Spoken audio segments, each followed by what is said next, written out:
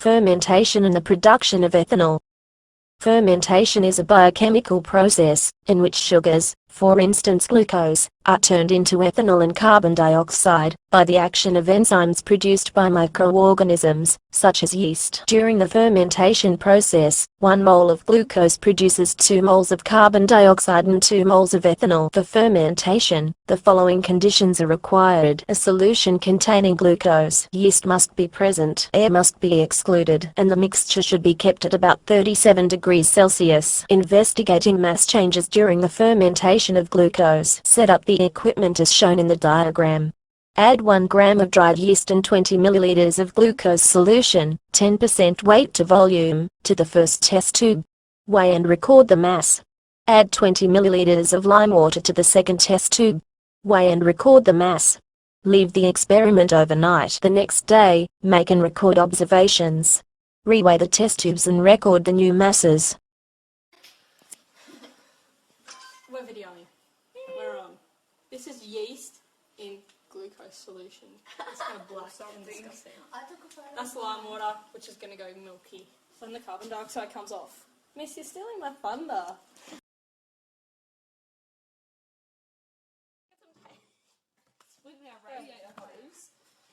Oh my god, oh my god! Kayla, you gotta talk and tell what's happening.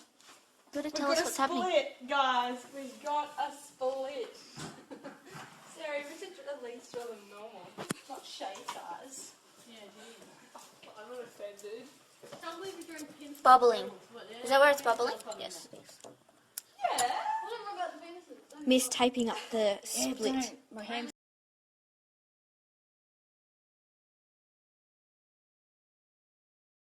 This is a control. We have starch solution in there. Glucose solution in the beaker, and in the test tube, and then in this other test tube we have lime water. This is our control because it doesn't have glucose solution. This in is it. our school it captain doesn't talking, have and she has no idea what she's talking about. The lime water of the experimental setup should turn from clear to milky. There should be a drop in mass of the test tube containing the sugar yeast solution. This is due to the loss of carbon dioxide gas. There should be a corresponding increase in mass of the test tube with the lime water. This is because the carbon dioxide gas produced in the first test tube migrates to the lime water test tube, where it is trapped.